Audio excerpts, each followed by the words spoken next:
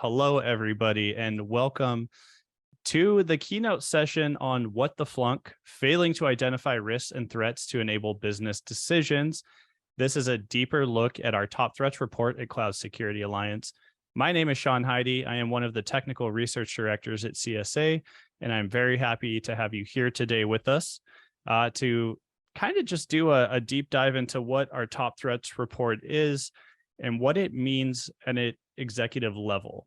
And when we talk about the executive level and board levels, it's really how do we help enable the justification of risks? How do we identify risks in cloud?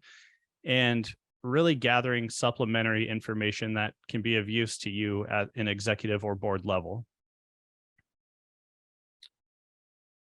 Just a quick overview. These are not specific topics that each slide will be presenting over. These are just commonality areas that you will see throughout this presentation.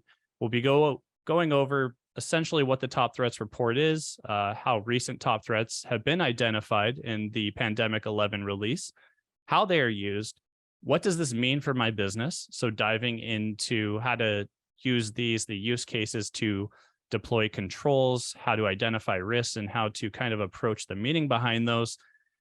We'll be going over managing your top threats in your environments and taking a look at those, and then executive communication.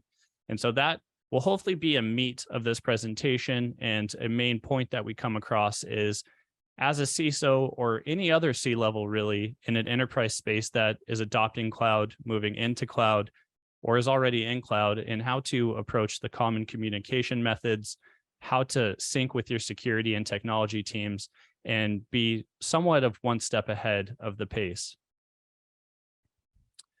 So before we begin, I usually like to just go over a few percentages and statistics that are out on the market in relation to cloud security. And so the first one is phishing attacks increased by 48% in the first half of 2022. These numbers, of course, are going to go up in 2023. That's what we have seen across CSA through all of our surveys. These trends and patterns always go up, maybe not a large jump, but nonetheless, they go up by a small percentage. 11,000 of those incidents cost businesses a total of $12.3 million. Now, of those phishing attacks stemmed from that, of course, was ransomware. So it's one category of phishing that came from that, and those grew by 41%. And the big thing about the ransomware growing is as cloud becomes more accessible to users, the attack surface obviously grows. And this can come in the form of applications being attacked, emails within Outlook, not having proper security controls. And so this is the one main reasons for identifying these risks is to be able to address attacks such as ransomware in the cloud. The average cost of a data breach in the United States in 2022 was $9.4 million. And this was according to IBM. And now it depends on the industry you're in. That can be larger, that can be smaller. It really depends on the type of data that you have that attackers find credible or that they can use and sell on things like the black market. And our ability to identify those key points of where that data is living, if controls are being implemented against it, is really critical when we speak to cloud controls and risks and being able to communicate that to your board and executive teams. Now, Cybersecurity Ventures predicts cybercrime will cost around 10.5 trillion annually by 2025. Now, that number might seem very high to a lot of us, but as we know, as cybersecurity grows, as the attack surface grows, and as more data is ingested into the cloud, this is probably a lower statistic than we actually may predict. And a lot of this comes down to improper controls, misconfigurations, not doing things like identity or having a roadmap in place to be able to grow with cloud. And so these are just a few quick snippets. And now these are not saying a lot of these are going to be accurate, but it's just a really nice look to have these and be like, all right, this is what could happen. How do we approach this next?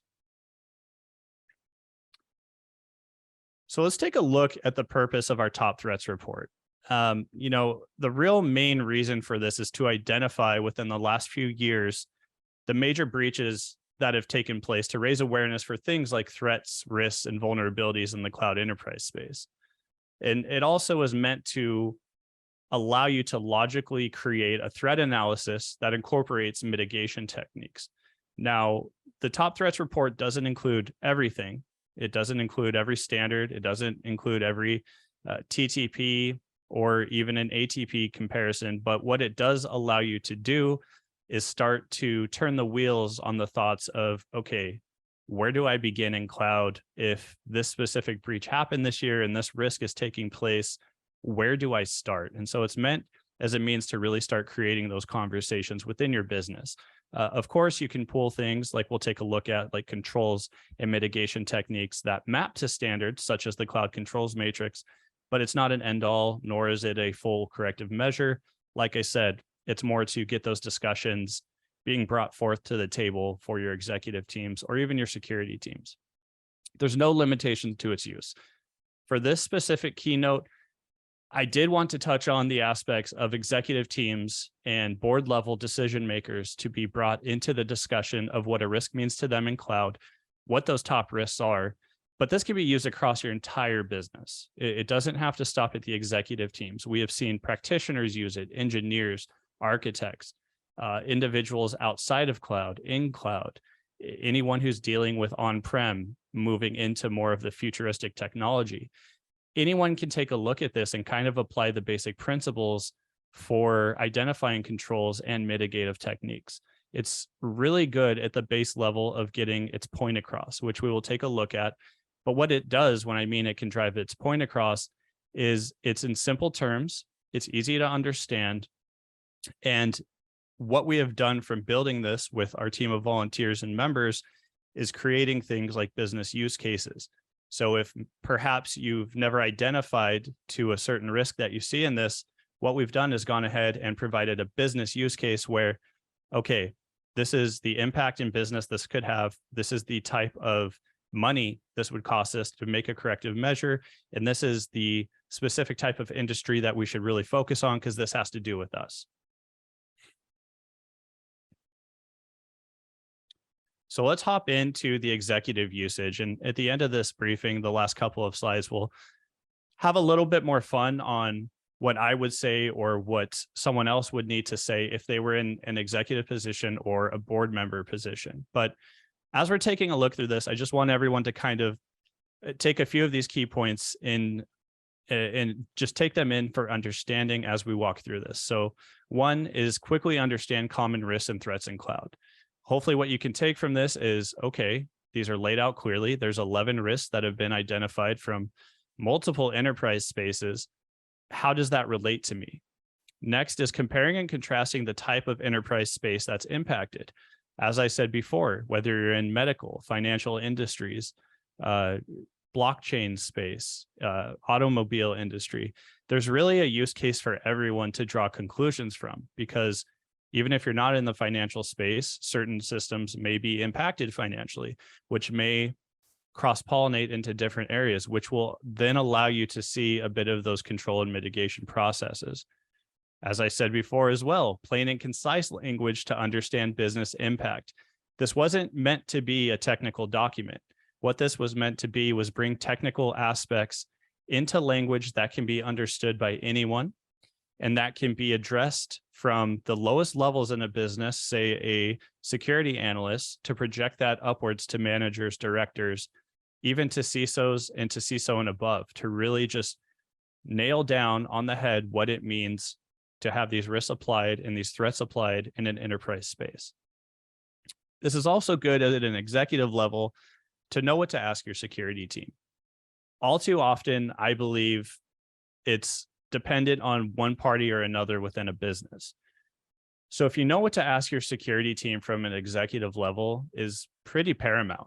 I mean, you have the ability to now look at a document, kind of get familiar with how it's impacting you, and then go to your security teams and ask questions. Hey, are we covering this area? Do we have mitigative controls in this area? Are we deploying a roadmap that is going to address these things in the future to protect our data and to protect our personnel?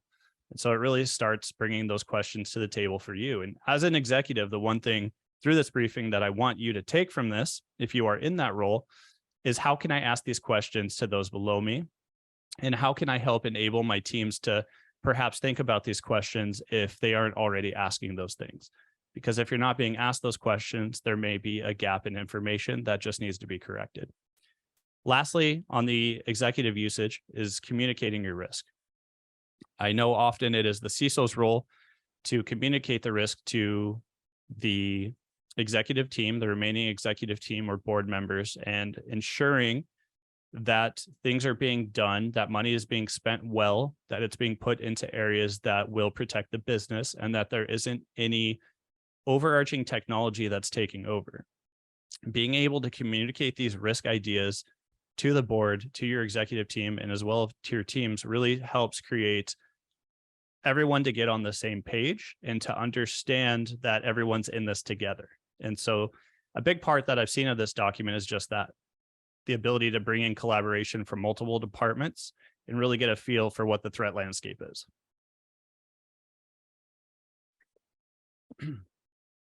So a quick background on the top threats report. I wanted to give how the threats have been identified. So there is background that these aren't just things being chosen out of thin air. There is a logical and theoretical mindset behind how the working group actually focuses on these things. So for the first one, it is collaboration of the working group. So what we did was we identified the main security flaws and risks and threats, and we put about 30 to 40 of these on a survey report. Now that survey report gets sent out to the general community, and that's where we allow what you would call a voting process. We allow everyone to rank these in order of what they have seen, what they have heard, what they have experienced. And the order in which they put those in then gets weighed against every other individual who is surveyed. And then those get brought together in one final response. And from those responses, we take however many, say the top 11, and then we break that down to find a commonality where there's a larger gap in break off. So 11 to 12, that 12th risk was a higher percentage away from what we have noticed of it being important. And so we narrow that down. The last few have been 11, we've had 12. And so it's usually around that range where we see a significant break off of threats that are more or less being looked at a little bit harder during the ongoing years. And this is really reaffirming what's seen in the wild, and it's bringing and allowing everyone in the enterprise space to kind of have a say at the table on what they've seen. And it really just reaffirms where you're moving. And so if you're taking the survey and you see agreements in these areas, then you kind of know you're doing something right, or you're worried about the right things. I think at an executive level, the big thing is, am I worried about what I should be worried about? If that makes sense. It's maybe you're listening to your security team and they're telling you one thing, but then you're getting conflicting reports across departments. It's really laying a trust that what you are seeing here is probably a good point in moving forward into the future. So for those of you who may not be familiar with our final results on the Pandemic 11, this is just the current top threats. And as I said, that survey average score, those are the amount of responses and the distance away that they have from one another. Now, number 11, you can see it's 7.08. I believe the 12th one had a 6 rating, something like that. So it was far enough away from the gap where we kind of cut that off. And that's just to give you background on why the 11 was chosen this year. But this maps well to what we are seeing across other industries. And the first one, obviously, privileged accounts, access and key management. These are cornerstones and pivotal movements in technology and security. I mean, we have zero trust that is just absolutely taking off across the industry and becoming a household name. And it's aligning well to what we're finding as top threats and critical key areas in infrastructure that people are worried about. And then we go down to things like insecure interfaces and APIs, which from the previous year's top threats report, I think was 5 to 6 positions down. And so we see with the growth of cloud that things like APIs are taking over. And it's becoming very apparent that the controls for those for your developers are becoming ever important. So I won't read this entire list down, but I think everyone on this keynote and in this session can really take a look and maybe identify that a lot of these things you're either doing or haven't thought of. And that's kind of the process that we want to do while on this presentation is take a look at this slide and ask yourself the question, have we taken a look at these things to apply controls to? And if you haven't, it's now a chance for you to go back to your team and say, hey, have we done anything about securing third-party resources? Because this was one of the top threats on the year that we saw. Have we looked at our data? Have we had data, cloud data disclosure? Have we had anything happen as far as misconfigurations? Are we tracking misconfigurations? Do we even follow a framework that allows us to know where to implement controls for this? And so these are a few things to kind of take as we walk through this keynote session, just to kind of think about. And so I gave everyone a minute to look here, and so we can move on into a little bit more of the meat of this session now regarding this.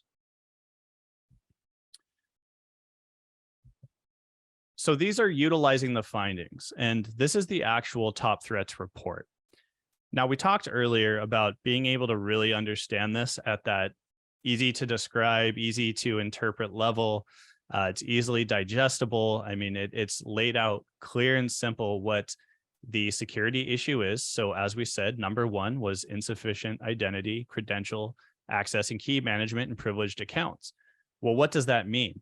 Well, we provided a description within it. Identity, credential, access management systems include tools and policies that allow organizations to manage, monitor, and secure access to valuable resources. This is great, fantastic. We could probably, Google that anywhere, but what do I take from that? What do I learn from this?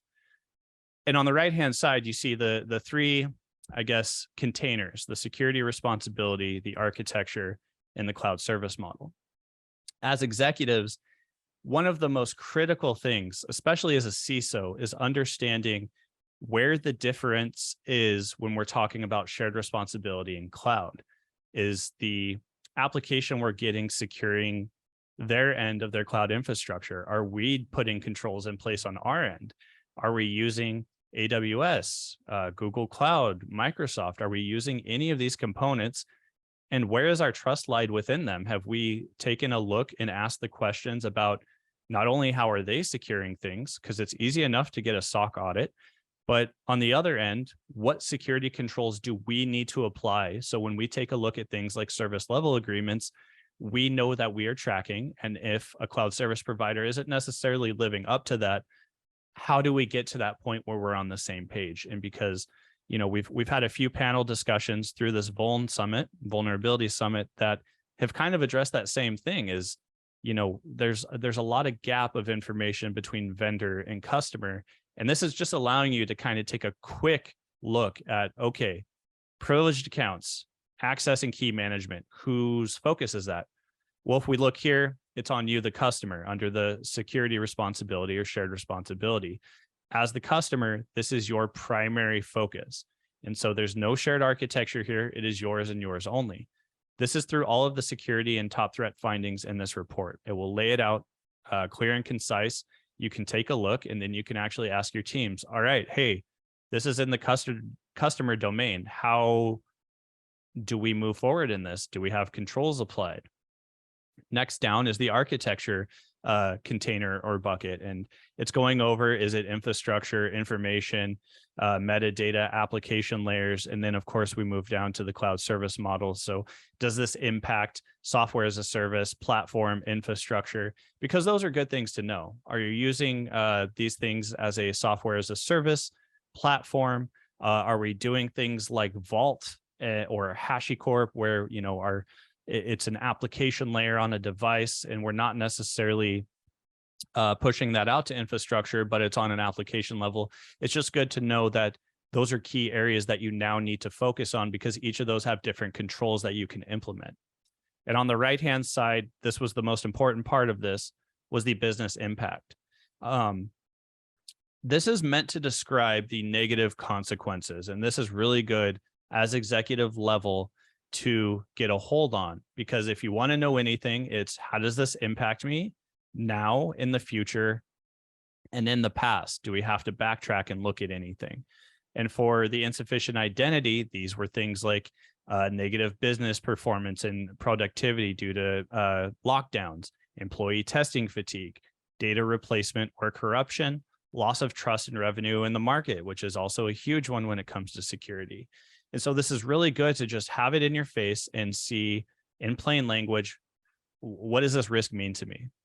Now, the other things that we included within this document were things like key takeaways. So proper identity and access management, credential and key management results may include, and I'll just go through the first one here, hardened defenses at the core of enterprise architectures, shift hacking to endpoint user identity as low-hanging fruit. So the business impact is telling you the negatives. The key takeaways are kind of approaching more of the, what do you need to focus on first and what should be your main priority now?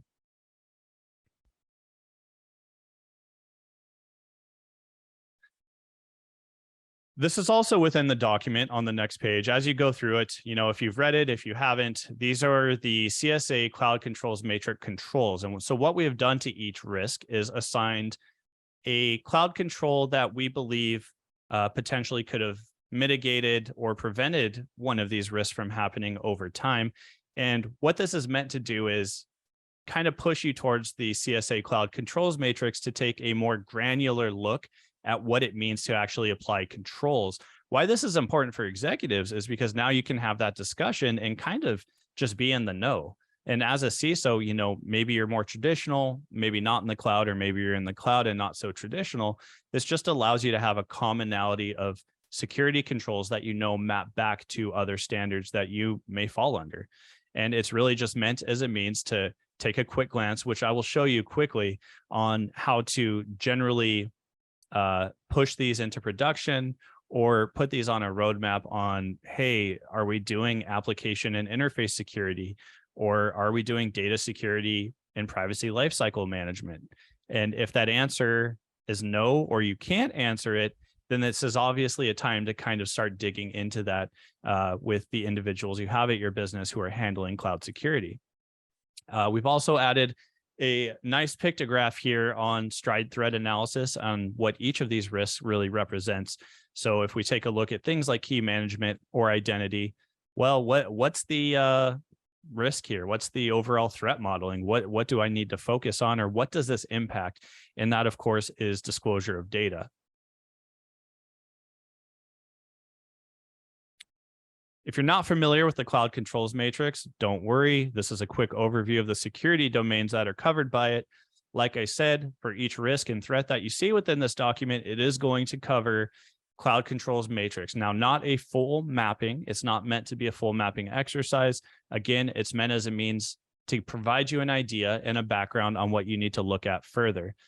So here are the complete domains that you would see within the threat modeling document. If you've never taken a look at the Cloud Controls Matrix, it is a very good baseline to get an idea of what you're missing or what you have. So continuing our utilization of the findings, this is actually within the CCM. So I wanted to provide just a look. Now I'm telling you to go to the Cloud Controls Matrix. If you see what maps from that top threats document, it's great that I'm telling you these things, but from an executive level, why do you care? Why should you care?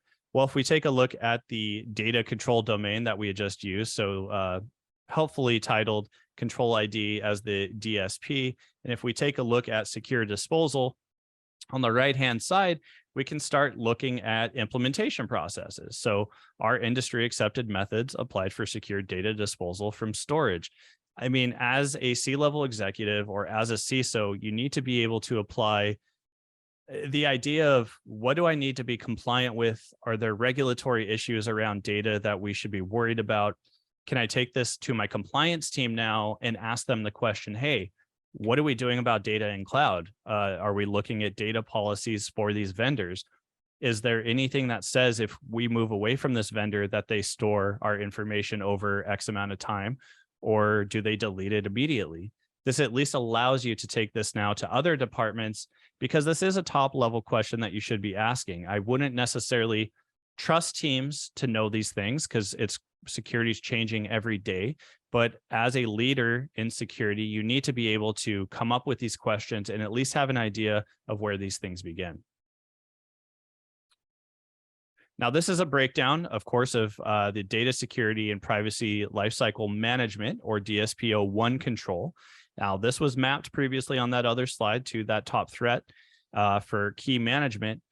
And this is more of the granular implementation process. So in the cloud controls matrix, there is an implementation tab, which through each of the categories and domains that we cover in the security policies, on the right-hand side, it will break down what it means to implement those. Now, this can be used alongside things like CIS controls, NIST, CSF, or any other framework that you are using, but it's meant to just start basically taking a look and seeing what controls apply where, if you're doing them, and even seeing, hey, we're not doing this, but do we necessarily need to? Obviously, for this one of the main key points is maintaining a data inventory and document data flow diagrams and associated technical measures. This is just essentially diving into data protection. Do you have access controls in place? Do you have data loss prevention in place? What system are we even using in cloud where we know that we have a control applied, or do we need to go and buy more software? And it's really just to help at an executive level gauge not only what technology you need, but is this going to cost me a lot? And if it costs a lot, what is the projected timeline to get these things implemented? And so being able to go in here, reference the cloud controls matrix really just allows you to get a better picture of what your current posture is, be able to push that back to the board, and be able to make recommendations to your fellow executive level members on what security needs to focus on and what really it means to move into cloud and have a good handle on cloud as a whole. All right, now I said we would have a few last slides on a few of my recommendations. So if I were an executive, I would compare the newest version to the last publication. Trends are great. The ability to report on those trends is even better. And from 2 years ago, from the last top threats report, things shifted quite significantly. And so the ability to take a look at what we have now versus how it has shifted kind of gives you an idea of where the security landscape is moving. Was the change significant? So we talked about APIs, secure APIs. That was very low down on the list, and now it has somehow gone up into the top 5. What does that mean for us? Are we a heavy development shop? Do we use a lot of APIs? Are we using data lakes that are ingesting all of our applications into one source? Is that change significant? And if it changes next year or the year after on one of these reports, what does that mean for us shifting our roadmap? Because right now it's critical for us. And so it just really starts to help you ask that question. And does this align to our current strategy? Roadmaps are usually good for 2 or 3 years. What does this look like for us now that we're taking a look at this publication? I may have had something on, identity and access management. Well, as we can see, that's a key component. So if you have that on your roadmap, you can at least get confirmation that these things are aligning well and that you're moving in the right direction. If none of those risks or none of those are on your current roadmap and you haven't touched it, then there may be something subject to going back and reviewing your business plan, going back, reviewing roadmaps, and at least identifying the areas that are taking a hit in the industry that could also impact your business. Last point on that first one is, are we even in the cloud? Now, this may sound funny or hysterical, but it really is a true question. A lot of businesses have shadow IT. They have business units purchasing applications with credit cards that the business or security team isn't even aware of. They may say, no, we're on-prem, we're not in the cloud. I would strongly urge those individuals to actually see what apps they're running through things like business impact analysis and seeing what apps are critical, because that list that's being generated may or may not have cloud apps on it. And so the question of, are we even in cloud, is a good starting point, because it really will start to be like, okay, we actually are, because we're using this one app. This app is housing this specific financial data or human resources data, and we didn't even think about putting something as simple as 2-factor authentication or making sure there weren't 20 admins in it. It's the small things like that. If I were an executive or if I were a CISO, that I would want to take a look at. The next one on the second one is put this in front of my security team to brief me on what we have controls or visibility around currently. as an executive, if you are in that role, the ability to take this paper and adopt it to principles that would allow you to speak on a technical level is paramount. And what I mean by paramount is, usually before, if you're not familiar with a certain technology or a certain area of security, because it spans far and wide, you now at least have proof of something that you can take to them and say, hey, are we doing this? And I think often that's more important than actually knowing the technology, is just knowing that you either have it covered or that it's been addressed and people know about it. The last thing, if I were an executive in this situation or a CISO, I would want to know what companies were impacted by these in the last year. Were there breach fines? So for any breaches, were any of these companies fined a significant amount of money? Why? Why were they fined? Was it a regulation issue? Was it a compliance issue? Should they have been have a standard around PCI? Do we even need to focus on that? It kind of brings into the picture around now, hey, this specific enterprise was hit by this. We're in that same space. Should I be concerned? And the last one is negative outside looking in perspective. And again, this goes back to the business impact within these papers on what is the media or what are customers going to say if we don't have these controls in place and there was a breach tomorrow that impacted us X amount of dollars. It really doesn't matter because in this day and age, data does mean money. And even if the data doesn't go anywhere, if it is taken, customers will not be happy. And so it's one of those things where if you have controls in place and you're doing it correctly, then at least there is some footing to stand on there in regards to, hey, we are doing this, there is due diligence there, and we were concerned about it. And so these are just things, if I were an executive, that I would want to share with my team, or I would now have the ability to share with my team regarding documents like this. And it's really just showing everyone, on this keynote that there are things that exist that you can use that you may not have thought existed before. Standards, frameworks, all these things exist. There's hundreds of them. And the ability to interpret or how to use them is somewhat, I think, a common loss. And so us being able to provide that description is really what the takeaway is for this. All right. Lastly, if I were a board member, I would want to see current performance indicators. I would want to see things that controls are addressing. I would want to see each of those specific risk areas that you've addressed that now correlate to our business. I want to know how those are impacting us. And I would want to know how that is specific to cloud. We can do this for any system on-prem. For the sake of this, we will be specific to cloud. But I want to know what you're doing about it. I want to be able to provide key performance indicators. I want to know that we are able to identify vulnerabilities across AWS or in Microsoft or in Google. I want to know that they're being categorized properly and that the data loss that we are using in cloud isn't going to happen, or that identities aren't going to happen. And if the board doesn't know, if I don't know as a board member what you're talking about, again, the ability to identify a risk that's common within the community and the ability to take a business impact is now critical for us being to explain that. And if you explain that to me in those terms, I am more open now to taking suggestions on next approaches and will more than likely have a little bit of trust in those scenarios.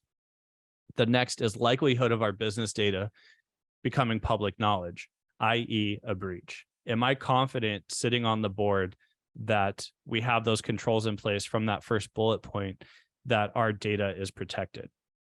The third one, tabletops. We've been doing a lot of tabletops at CSA recently. Most of them have been with executive teams and CISOs and just C-suites in general.